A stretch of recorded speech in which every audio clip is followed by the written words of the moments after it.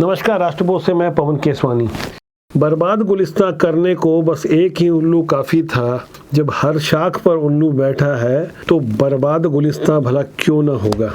ऐसे ही हालात हैं सिस्टम के, जहां शासन की योजनाएं चलकर आम इंसान तक पहुंचती है, लेकिन भ्रष्टाचार का दीमक किस कदर उसे चट कर जाता है। यह उदाहरण आपको छत्तीसगढ़ के भिलाई में देखने को मिलेगा, जहां केंद्र सरकार की योजना पंडित दीनदयाल उपाध्याय ग्रामीण कौशल्य योजना के अंतर्गत स्किल डेवलपमेंट के प्रोग्राम चलाए जा रहे थे। यहाँ रस्तोगी एजुकेशन सोसाइटी द्वारा सैकड़ों की संख्या में स्किल डेवलपमेंट के नाम पर ग्रामीण अंचल की गरीब बच्चियों को, आदिवासी बच्चियों को बुलवाया गया और उसके बाद उनके साथ जो कुछ भी हुआ यह आपको कैमरे में साफ तौर पर नजर आ रहा होगा। अस्पताल के बिस्तर पर फूड पॉइजनिंग की शिकार बेबस बच्चियां, जिनके स्वास्थ्य का हालचाल लेने पहुंचे हैं जिले के स्वास्थ्य विभाग के आला अधिकारी। संख्या 60 तक पहुंच गई।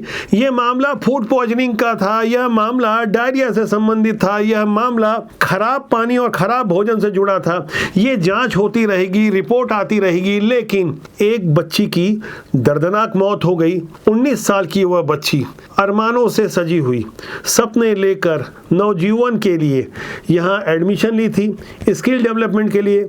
नाम था उसका कामी चुरेंद्र, पिता का नाम बसंत कुमार, ग्राम जेवरा तालाब, पोस्ट टटेंगा, जिला बालोद। यही उसका परिचय था, जो बच्ची अब इस दुनिया में नहीं है। इस बच्ची के साथ जो संख्या आधिकारिक रूप से सामने आई, 39 बच्चियां बीमार थी, क्योंकि उन्हें जो पानी पीने को दिया गया, जो भोजन दिया गया, वह हम शब्दों में बयान नहीं कर पा रहे हैं। आप सहज ही अनुमान लगा सकते हैं कितनी भारी अव्यवस्था के बीच, मानो ये कोई गटर का पानी हो, नाले के ऊपर ये रस्तोगी एजुकेशन सोसाइटी द्वारा संचालित स्किल डेवलपमेंट का प्रोग्राम चलाया जा रहा था।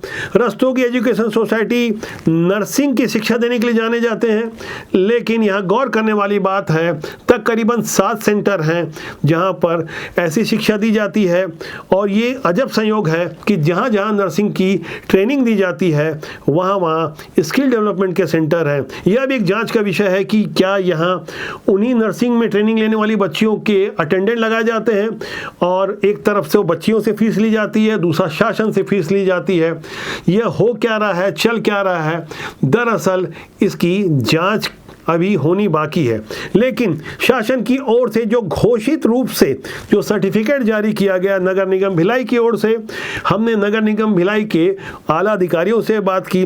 जनसंपर्क अधिकारी प्रवीण सर्वा ने हमारे कैमरे के सामने इस बात को स्वीकार किया कि अनियमितताओं के कारण हमने यहाँ नोटिस जारी की है। अभी बहुत ही गंभीर मामला देखने मिला था, जिसमें रस्तोगी एजुकेशन सोसाइटी को माननीय आयुक्त महोदय ने नोटिस जारी किया है और छात्रावास जो आवासीय प्रयोजन के लिए जो भवन अनुज्ञा प्रमाण पत्र प्राप्त किए गए था, फिर भी जो कमर्शियल रूप से छात्रावास का संचालन किया जा रहा था, इसके संबंध में आयुक्त महोदय ने जो है नोटिस दिया है।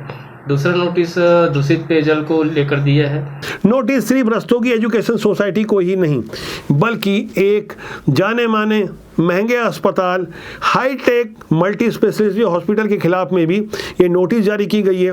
नोटिस कोई मामूली नोटिस नहीं है, इसमें जो शब्द लिखे गए हैं आज मैं आपसे साझा करूंगा, उसके बाद आपको पता चलेगा कि यहाँ चल क्या रहा है। जैसा कि आप अपने स्क्रीन पर देख पा रहे होंगे, ये नगर निगम के द्वारा जो नोटिस जारी किया गया है, जिसमें साफ तौर पर नगर निगम एक्ट 1956 का उल्लंघन किया जाना बताते हुए तत्काल अवैध रूप से संचालित स्किल डेवलपमेंट सेंटर को हटाने का उल्लेख किया गया है। जबकि पुलिस की ओर से मृतका की पिता की शिकायत पर और छात्रों के बयान के आधार पर प्रशासन द्वारा 7 सदस्यीय जांच कमेटी गठित की गई है, जिसके बाद कॉलेज के डायरेक्टर शशांक रस्तोगी सहित हॉस्टल प्रभारी माणिकलाल राठौर के खिलाफ धारा 269, 270, 237, 304A के तहत स्मृति नगर चौकी में FIR दर्ज की गई है। स्किल डेवलपमेंट योजना का जो गोलमाल चल रहा था, उसे लेकर जो बात सामने आई है। दीनदयाल उपाध्याय ग्रामीण कौशल योजना यानी DDUGKY के तहत बालोद और अन्य जिले की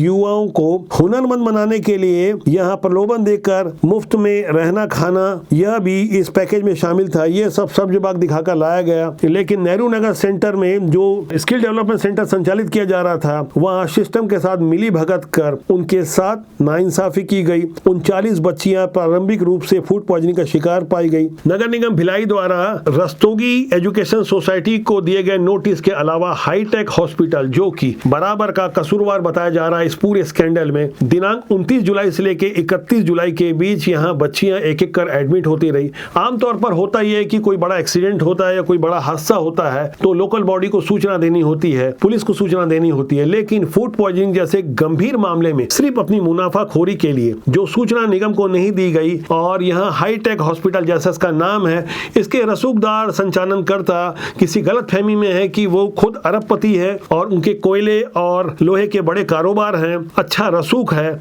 और वो सिस्टम को खरीद लेंगे। लेकिन एक बात वो भूल गए कि अभी भी सिस्टम में कुछ ईमानदार लोग जिंदा हैं जो नियम से अपनी कार्रवाई कर रहे हैं।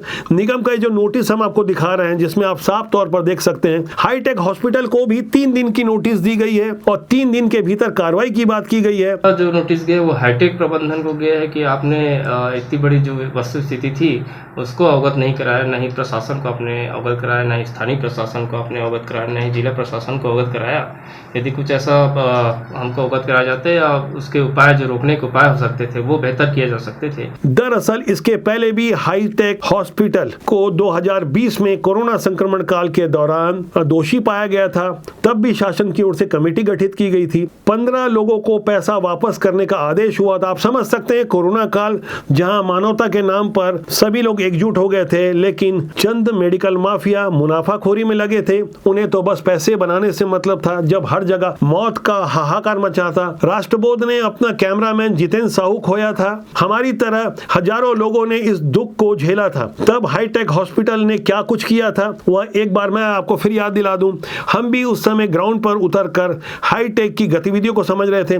शासन ने नोटिस दिया था और लाइसेंस रद्द करने की वार्निंग दी थी। एक बार फिर नर्सिंग एक्ट का कहीं न कहीं उल्लंघन नजर आ रहा है। हाईटेक हॉस्पिटल ने पहले सतीश यादव से पैसे लिए थे।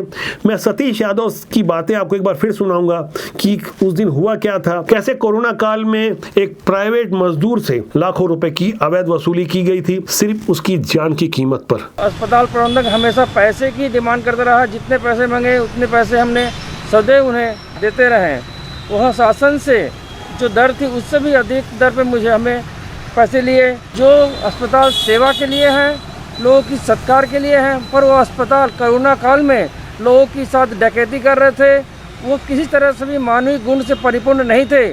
सामने आप ये जो एक लंबी चौड़ी बिल्डिंग देख रहे हैं, ये किसी 5 स्टार होटल की तरह हाईटेक हॉस्पिटल है जहां मोटी फीस वसूली जाती है। कोरोना काल के समय अक्टूबर 2020 में हाईटेक के विरुद्ध मरीजों से अधिक बिल वसूली करने का अपराध दर्ज हुआ था। BSR hitech super speciality hospital पर यह करना बहुत भारी पड़ा था, क्योंकि अस्पताल के विरुद्ध नर्सिंग होम एक्ट 2013 के तहत सख्त कार्रवाई की गई थी। उस समय के कलेक्टर डॉक्टर सर्वेश्वर भूरे ने 40,000 रुपए का दंड भी लगाया था। इतना ही नहीं बल्कि 15 से अधिक मरीजों से वसूली गई कुल 5,75,690 रुपए की अधिक रकम वापस करने का आदेश भी दिया था। जिनसे रकम वसूली गई थी वो 15 लोगों के नाम एक बार मैं फिर आज यहाँ दोहरा रहा हूँ। हाईटेक ने किरण सुखदेव से 1,15,140 रुपए जो ज्यादा लिए थे वो वापस लौटाए। इसी तरह कौशल टंडन से 5,600 रुपए, आशा सतीश से 66,800 रुपए, हीरा सिंह वर्मा से 21,800 रुपए, सुरेंद्र सिंह से 12,000 रुपए, टेमन सिंह बेलचंदन से 21,680 रुपए, विजय राठौर से 48,600 रुपए,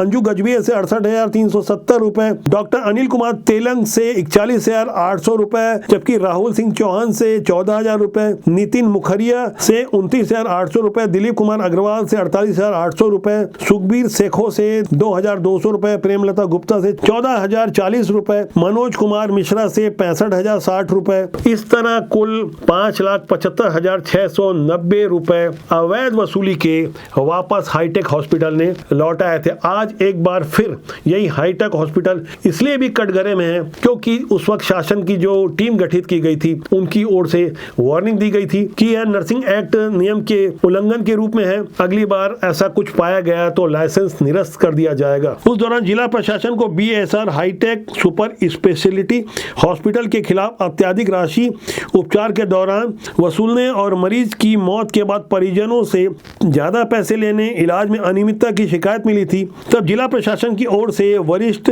विशेषज्ञ चिकित्सकों की जो टीम गठित की गई थी उनमें डॉक्टर लाल मोहम्मद, डॉक्टर के जैन, जिला चिकित्सालय दुर्ग की ओर से डॉक्टर RK खंडेलवाल को नियुक्त किया गया था। इन्होंने अपनी रिपोर्ट प्रस्तुत की, विभागीय जांच कर प्रतिवेदन प्रस्तुत किया। विभागीय जांच और भौतिक सत्यापन के बाद जो अभिमत दिया गया उसमें यह पाया गया कि हाईटेक हॉस्पिटल ने अवैध रकम वसूली थी, ज्यादा रकम वसूली थी, जो कि नर्सिंग एक्ट 2013 के उल्लंघन के अंतर्गत आती है। यदि बच्चियां फूड पॉइजनिंग से बीमार नहीं पड़ती, गंदे पानी से बीमार नहीं पड़ती, तब यह मामला शायद उजागर भी नहीं हो पाता। यह मामला सिर्फ स्किल डेवलपमेंट के लिए बच्चियों के साथ अत्याचार और शोषण का ही नहीं है, बल्कि यह भारत के भविष्य का गला घोटने का मामला है। यह मामला भ्रष्टाचार का है। यह भांडाफोड़ हाईटेक जैसे एक बड़े मेडिकल कारोबारी के करतूतों के उजागर होने का है, जहां उन्होंने पहले भी अवैध उगाई की और अभी भी मोटा पैसा बनाने के लिए रस्तोगी एजुकेशन सोसाइटी के साथ मिलकर मामले को लीपापोती करने का मामला है। हम लगातार ऐसे लोगों को एक्सपोज करते हैं जो सिस्टम को साथ लेकर अपने मोटे पैसे के लिए भ्रष्टाचार करते हैं, खिलवाड़ करते हैं भारत के भविष्य के साथ ही ऐसे लोग समाज को भी धोखा देते हैं। क्या राष्ट्र हित में ऐसे लोगों के विरुद्ध तत्काल दंडात्मक कार्रवाई होनी चाहिए या नहीं? आप कमेंट बॉक्स में जाके जरूर लिखिएगा। राष्ट्रबोध आपका अपना जनमंच है, आप इसे सब्सक्राइब कीजिए ताकि आपका और हमारा साथ ज्यादा मजबूती से बना रहे। हम आगे भी कई ऐसे बड़े चेहरों को बेनकाब करने के लिए प्रतिबद्ध है। राष्ट्रबोध का सूत्र वाक्य है, राष्ट्रहित सर्वोपरि। नमस्कार।